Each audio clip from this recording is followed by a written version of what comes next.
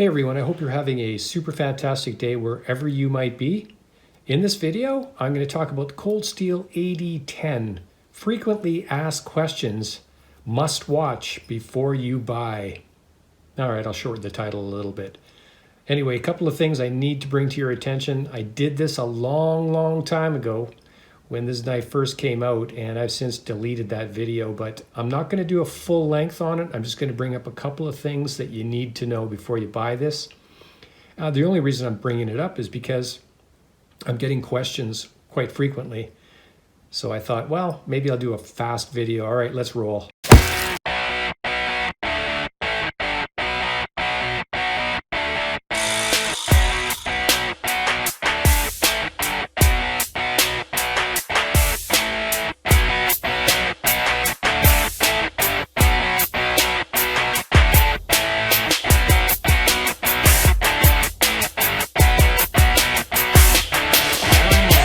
I can't stand intros.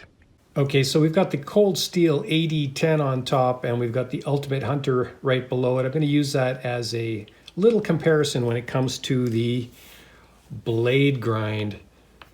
So in a lot of the videos that I've shown in the past, you're going to see the hollow grind, okay? And Cold Steel made the change to a flat grind shortly after they released it. So if you've got a hollow grind, it's going to be a bit more rare because you can't get these anymore. I've done several videos on this knife. I've taken it out into the woods. If you're new to my channel, I encourage you to go check out the Cold Steel AD10 into the woods.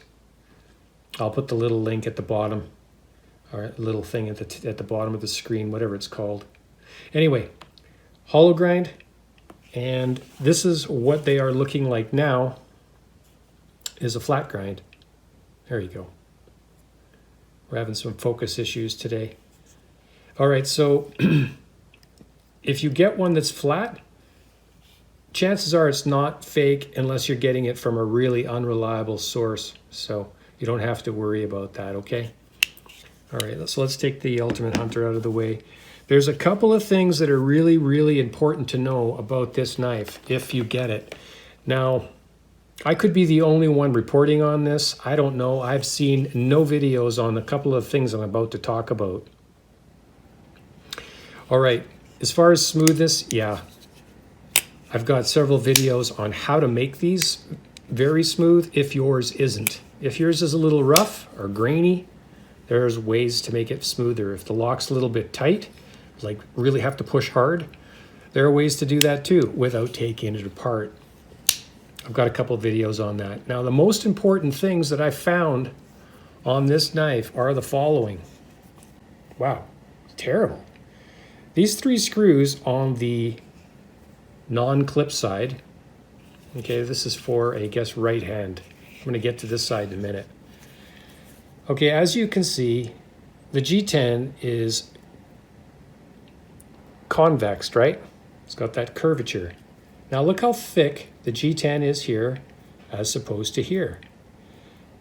The liner is flat, and the screw head and the screws are the exact same length.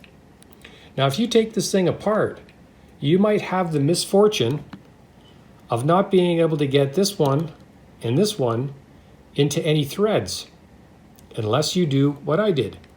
I just had to make a little bit more of a countersink in here so that I could get some bite. All right, so that the screws are the exact same length. The aluminum is flat, but the G10 is contoured. If you've not taken it apart, you need to know this, because you could be spinning this for a long time and getting really frustrated like I did. All right, so you may have to countersink a little bit to get a bite here. It won't be a problem here because the G10 is thin. Okay, so it's going to be these two. Clip side, guess what? Yeah, same thing. So what I did was I tried softening the pocket clip because it was hard getting in and out of the pocket. So I've got a couple of methods on doing it. Sometimes I just pull it back a little bit and give it a little bit of a, a little bit of a flex until it's just right. Well, this one time I did it, I went like this and the whole thing went patwang, and both of these screws came flying out. Now, as you can see, that this is not the original screw. So if you're a knife nut, you've got a little drawer full of all kinds of little miscellaneous things. I was lucky I had this. Very lucky.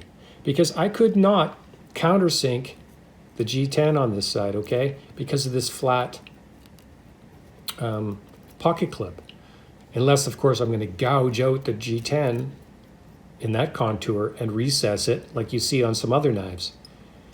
I was very disappointed with this. I managed to fix it with a longer screw. It's not a match, but I don't care. I even considered changing out all the hardware into this black because I think it looks kind of good.